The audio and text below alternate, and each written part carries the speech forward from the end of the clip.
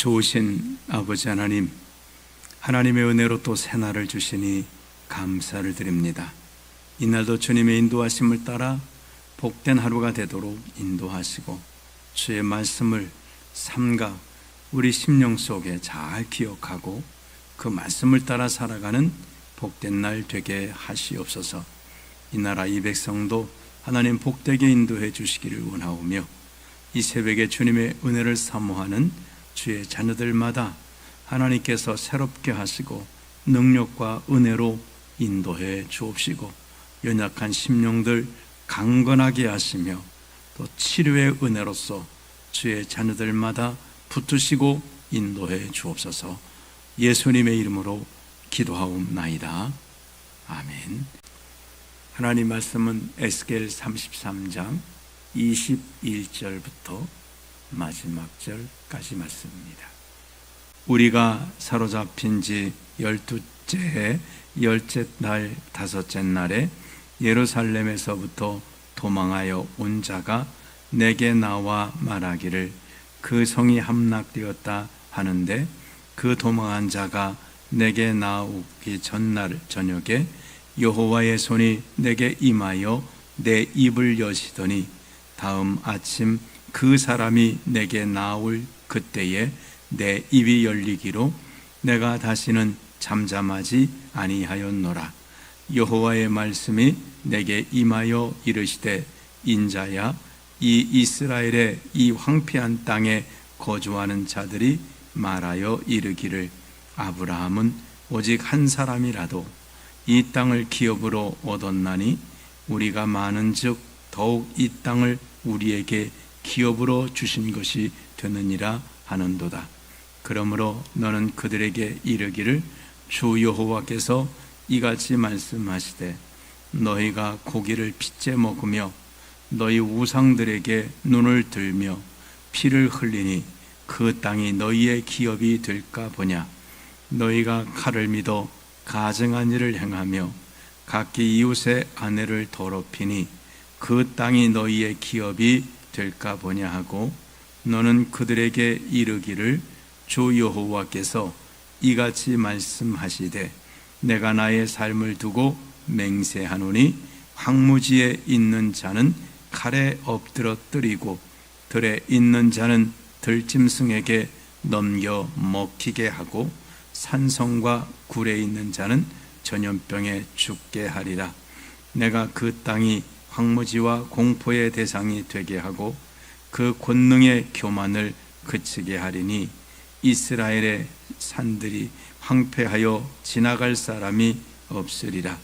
내가 그들이 행한 모든 가증한 일로 말미암아 그 땅을 황무지와 공포의 대상이 되게 하면 그때에 내가 여호와인 줄을 그들이 알리라 하라.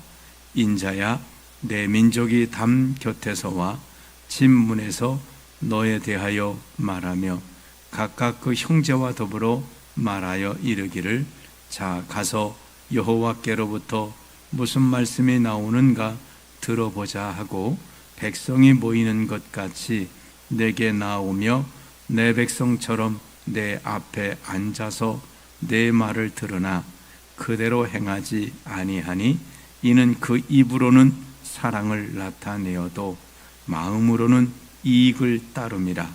그들은 네가 고운 음성으로 사랑의 노래를 하며 음악을 잘하는 자같이 여겼나니 네 말을 듣고도 행하지 아니하거니와 그 말이 응하리니 응할 때에는 그들이 한 선지자가 자기 가운데에 있었음을 알리라. 아멘.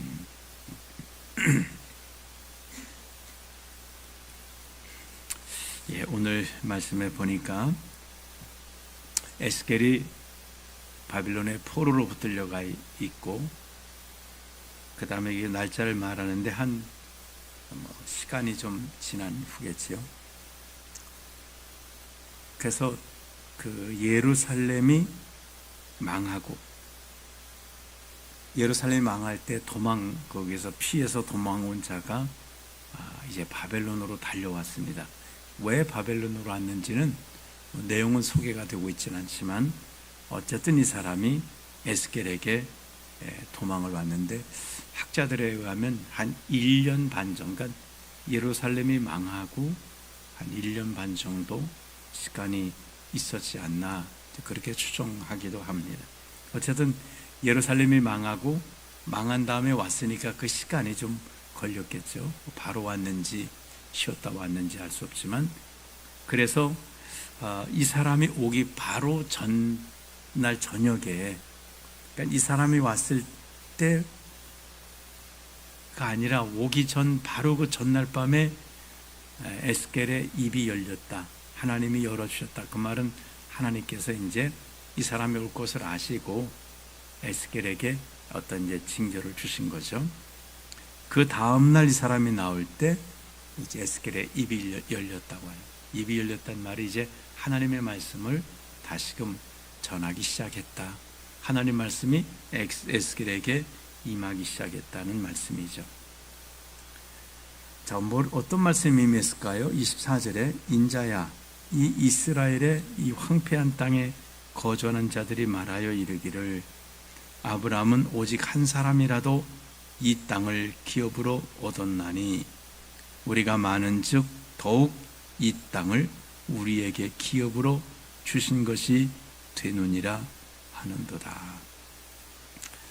지금 이제 망한 이스라엘 땅에 남아있는 사람들이 있거든요.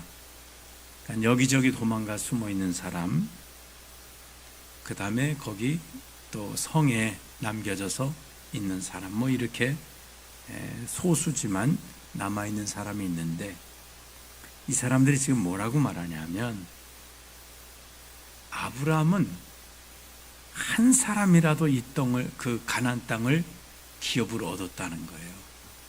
그러니까 하나님은 아브라함 한 사람에게도 땅을 기업으로 주셨는데 우리는 숫자가 많지 않냐는 거예요. 숫자가 많다는 말은 지금 뭐 몇천 명이 남았는지 알 수 없지만 사실은 다 망하고 포로로 붙들려가고 죽임당하고 여기저기 도망가고 사실은 소수가 남은 거예요. 하나님이 내 자손을 바다의 모래같이 하늘의 별과 같이 주신다고 하셔서 그렇게 많게 했더니 이 죄를 지어서 지금 다 까먹어버린 것입니다. 그래도 이들의 생각이 그 말이에요. 아브라함은 한 사람이라도 하나님이 이 땅을 주셨는데 우리는 지금 숫자가 얼마나 많으냐, 이게 수천 명 아니냐. 그러니까 우리는 아브라함을 혼자도 가나안 땅 얻었는데 우리 수천 명은 이 가나안 땅을 하나님께서 우리에게 기업으로 주신 것이 된다.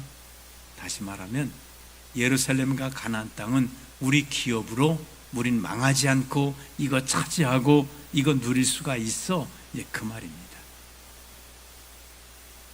하나님이 거기에 대해서 말씀하세요.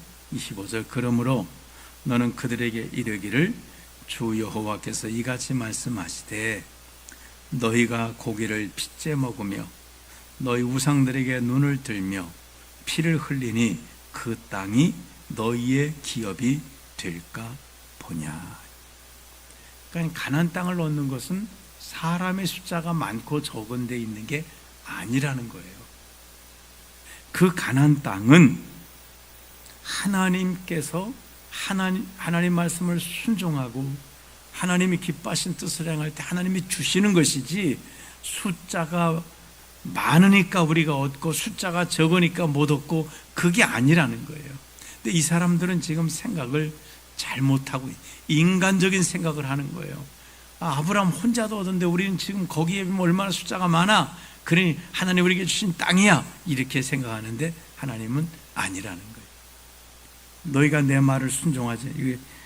고기를 핏째 먹는다는 말은 하나님이 이제 신명기랑 레위기 보면 고기를 핏째 먹지 말라 이렇게 하셨거든요. 그러니까 하나님 말씀을 순종하지 않는 거예요. 우상들에게 눈을 들면, 그러니까 우상을 섬기는 거예요. 하나님 우상을 섬기지 말라고 했습니다. 그 다음에 또 다 피를 흘린다는 말은 다른 사람들의 무지한 피를 흘리는 이런 하나님 말씀을 순종하지 않고 죄를 짓는데 이 땅이 너의 기업이 될까 보냐? 절대로 안 된다. 숫자가 수천이 아니라 수백만이 돼도 이 땅을 하나님 주시지 않는다는 겁니다. 26절에 너희가 칼을 믿어 가증한 일을 행하며 각기 이웃의 아내를 더럽히니 그 땅이 너희의 기업이 될까 보냐. 칼을 믿어요. 칼을 믿는 거는 에서가 사는 방식이에요.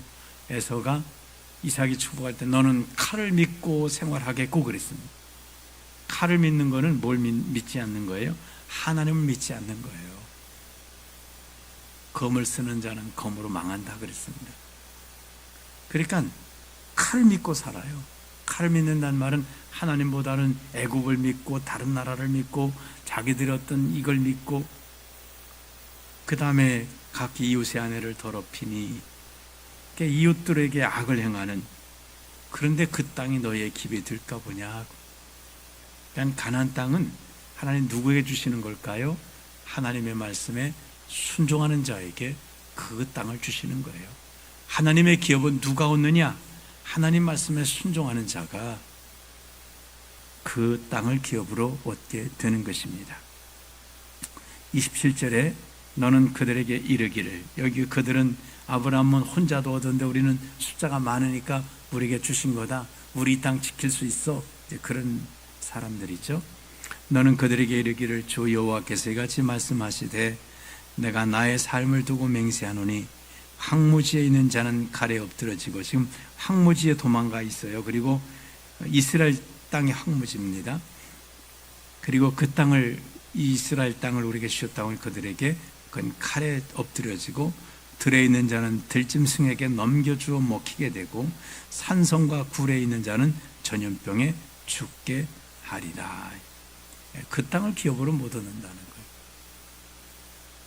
28절에 내가 그 땅이 황무지와 공포의 대상이 되게 하고 그들에게 기업으로 주시는 게 아니라 하나님의 황무지로 만들어 버리신다는 거예요.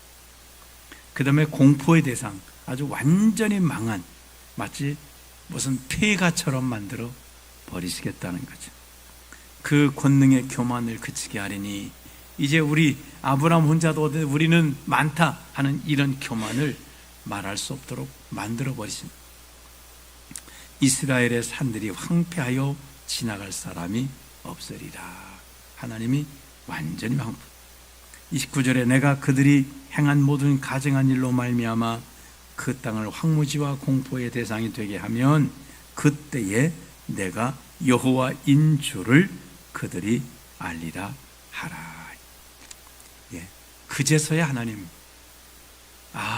하나님께서 이 땅을 멸하셨구나, 하나님이 주신 것이었구나, 하나님이 버리신 것이었구나, 하나님의 역사인 것을 그제서야 알게 된다는 겁니다. 그러니까 하나님의 목적은 이거예요. 하나님을 알게 하는 거예요. 근데 이스라엘 백성들은 너무 비싼 수업료를 지불한 거예요. 이걸 진즉에 깨달았으면 얼마나 좋아요. 근데 완전히 망한 다음에서 비로소 깨달았다는 거예요.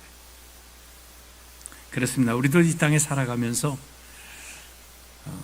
하나님의 말씀에 순종하는 자에게 하나님은 기업을 주신다는 거예요. 다른 데 방법이 있지 않습니다. 하나님께 순종할 때 하나님은 하나님의 축복을 기업으로 주십니다.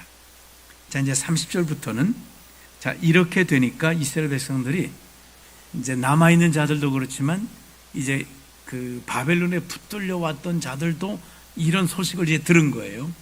바벨론에 있으면서도 이들이 어떤 소망이 있었냐면 가짜 선지자들의 말을 듣고, 그래, 우리가 2년만 있으면 돌아간다. 이제 분명히 이 바벨론 망하고 하나님 우리를 다시금 돌아가게 한다는 소망이 있었습니다. 근데 이제 이 예루살렘 망했다는 것을 와서 전하는 자들이 있게 되자, 하나님께서 이 성을 망한다고 하시더니 하나님 말씀대로 됐구나, 이걸 이제 깨달은 거예요.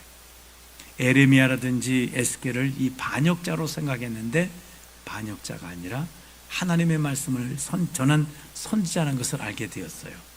이들의 마음이 약간의 녹아졌어요.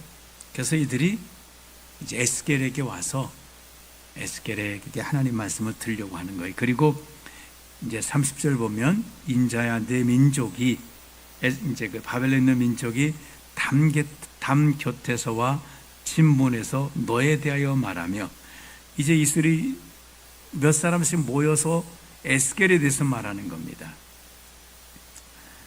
그러면서 각각 그 형제와 더불어 말하 이르기를 자 가서 여호와께로부터 무슨 말씀이 나오는가 들어보자고. 이제 에스겔이 하나님의 선지자라는 것을 인정을 한 거예요. 왜? 예루살렘이 망한다고 한 대로 망했기 때문에 이들이 에스겔이 하나님의 선지자구나. 하나님의 말씀을 우리 에스겔에게 가서 뭐라고 말씀하신지 들어보자 하고 이제는 에스겔에게 말씀을 들으러 나오는 그런 이제 일이 있게 되었다는 겁니다. 그러나 31절 보세요.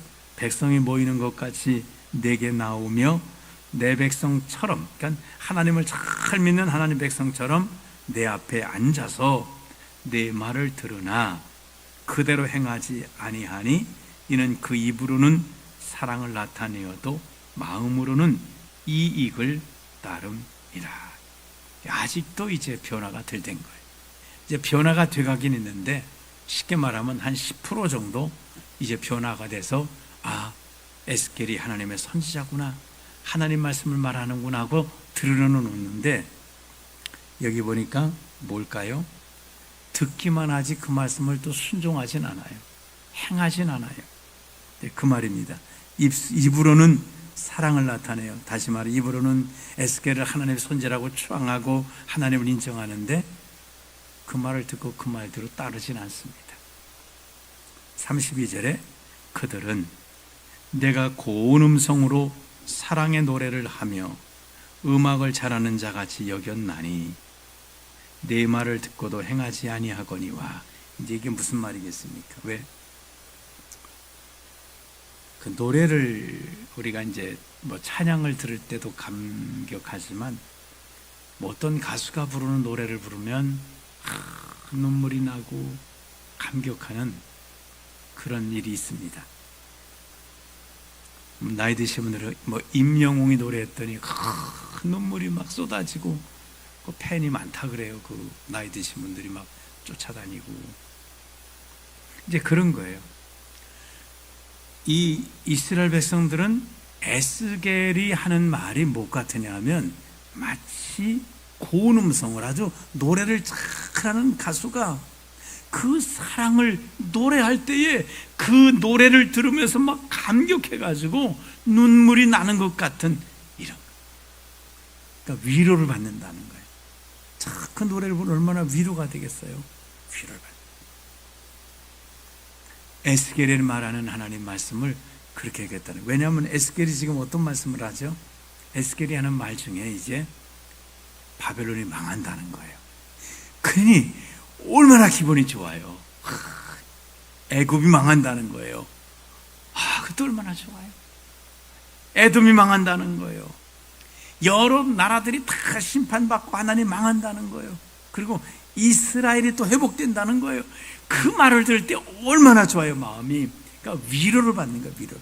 마치 어떤 가수가 좋은 가사와 노래를, 감정을 실은 그 노래를 통해서 그걸 듣는 사람들이 눈물이 막 나고 마음에 감동이 되듯이 에스겔의 말을 그렇게 음악 잘하는 가수가 주는 위로처럼 여겼다는 거예요. 근데 그 다음에 뭐라고 말씀하죠? 32절 후반절에 내 말을 듣고도 행하지 아니하거니와. 그러니까 위로만 받지 말씀을 따라서 회개하고 말씀을 따라 살고 하나님의 뜻을 따라서 변화되는 이것을 하지 않는다는 거예요. 그러니까 우리 영적으로 변화되는 데는 시간이 필요합니다. 하루아침에 은혜 받았다고 해서 단박에 막 뒤집어지고 엎어지듯 그렇게 되지가 않습니다. 시간이 필요합니다. 마치 그 아이가 태어나면 완벽한 아이로 태어났지만 이 아이가 살한 곳이라 하려면 시간이 많이 걸려요. 10년 걸릴 수도 있고 20년 걸릴 수도 있고 어떤 경우는 한 40, 50 됐는데도 아직 사랑구실 못하는 사람도 있어요. 시간이 걸려. 지난 그 주일 영상에서 그 최선교 아나운서는 정말 불신자였는데도 하나님께 한 시간 동안 그 딸이 죽었는지 살았는지 보러 가는 거기 얼마나 답답한지 그 입에서 하나님이 튀어나와 하나님께 기도했죠. 그거 했잖아요. 그러니까 하나님은 언제나 너희 가운데 계신 하나님. 불신자 가운데도 하나님은 언제나 두드리고 계시고 함께 계세요. 그리고 병원에 갔더니 애가 죽어서 천을 걷어내고, 그러니까 의사가 공식적으로 죽었다고 해서 덮어버린 거예요. 그냥 실수로 덮어버린 게 아니에요. 죽은 아이를 안고 오랫동안 1시간 이상을 막 이 품에 안고 막 울었다잖아요. 아마 그때도 기도했을지도 몰라요. 이거 1시간 동안 하나님 살려달라고, 차라리 나를 데려가달라고, 뭐 얼마나 많이 1시간 동안을 울며 기도했는데 붙들고. 근데 1시간을 붙들고 있었더니 애가 따뜻해졌다잖아요. 하나님이 살려주신 거예요. 그 야이로 딸에게 그 혼이 돌아와서 그 아이가 살아난 것처럼 하나님이 그렇게 그래가지고 따뜻해지고 애가 움직이고, 그 다음에 캑캑해서 그 핏덩어리를 목에서 꺼내내고 아이들이 이제 살아난 거죠. 죽었던 애가 살아. 그래서 이 아이가 살았다고 말할 때 의사가 간호사도 아무도 안 왔다잖아요. 왜요? 아유, 애가 죽었으니 저 아버지 심정은 그렇겠지, 살아있는 것 같겠지, 뭐 이러고 하는 거예요. 왜? 확실히 죽었으니까. 그러면 보세요. 내 딸이 죽었다가 살아났으면 안 믿을 사람이 어디가 있겠어요. 근데 뭐라고 하면 2년 동안 병원 생활하면서 하나님의 역사하신 거죠. 그 병원에서 청소하는 그 권사님을 통해서 믿음의 흔적을 보게 하시고, 그래서 그 가정이 그렇게 그 아이가 살아나고 병원 2년, 그러니까 하나님의 역사가 놀라운 것 같아요. 2년 동안 병원에서 권사님을 보내셔서 역사하시고, 2년 만에 온 식구들이, 절세계 가졌던 어머니를 비롯해서 불구 가정했던 그들이 다 하나님께로 돌아오게 됐다. 2년 걸렸다는 거예요. 2년. 죽었다가 살아난 기적을 보았던 그 가족이 하나님 앞에 완벽하게 돌아오는데 2년이 걸렸다는 거예요. 이들도 마찬가지예요. 바벨론 가서 얼마나 걸리냐면 70년 걸려야 되는 거예요. 70년이 걸리면 이들이 완벽하게 변화가 됩니다. 33절에 그 말이 응하리니, 그러나 이들은 그저 하나의 감동받는 노래처럼 여기고 말씀을 순종하지 않았어요. 그러나 하나님이 하신 말씀은 그대로 이루어진다는 거예요. 그러면 33절에 그 말이 응하리니, 응할 때에는 그들이 한 선지자가 자기 가운데 있었음을 알리라. 그제서야 아하, 이건 우리가 감동받고 위로받는 가수의 노래가 아니라 하나님의 살아계신 말씀이었구나 라고 에스겔이 선지자였음을 알게 하고, 하나님의 말씀이었음을 알게 하고, 하나님의 역사였음을 알게 한다고 말씀하고 있습니다. 오늘 우리는 하나님의 말씀, 우리를 감동받는 좋은 노래 같은 그런 것이 아니라 내 삶을 변화시키는 그런 말씀으로 우리가 붙드시기를 주님의 이름으로 축원합니다. 하나님 말씀이에요. 이 말씀 붙들고 나를 변화시켜 나갈 때 하나님은 하나님의 약속한 축복을 기업으로 회복시켜 주시고 하나님의 기업을 축복으로 주십니다. 오늘 하나님 말씀을 우리는 위로나 감동받는 정도가 아니라 내가 가는 길에 빛으로, 내가 가는 길에 등불로 삼아서 그 말씀을 순종하며 살아가는 복된 삶이 되기를 주님의 이름으로 축원합니다. 기도하겠습니다. 하나님 아버지 감사드립니다.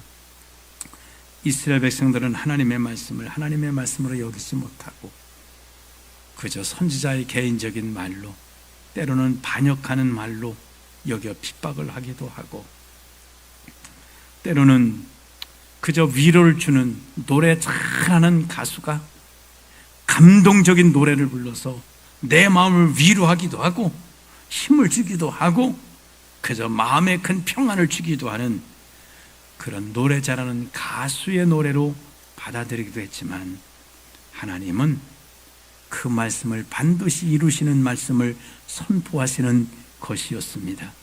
하나님 아버지, 저희들이 땅에 살아갈 때 하나님 말씀은 우리 마음에 감동받는 것으로 끝나지 말게 하시고, 그 말씀을 마음에 담고 그 말씀을 따라 살아감으로 그 말씀 속에서 하나님의 역사를 보게 하시는 놀라운 역사가 있도록 축복해 주옵소서. 하나님의 말씀은 살았고 운동력 있다 말씀하셨습니다. 오늘 그 말씀을 붙들고 그 말씀을 따라 살아감으로 하나님이 역사하시는 그 은혜를 보게 하시옵소서. 오늘 여러 가지 고난 가운데 있는 분들도 다른 것 붙들지 말고, 숫자가 많은지 적은지 그것을 붙들지 말고 하나님의 살아계신 말씀과 하나님을 붙들어서 하나님이 역사하시고 하나님의 말씀이 역사하시는 놀라운 역사를 보는 복된 날이 되게 하시옵소서. 예수님의 이름으로 기도하옵나이다. 아멘.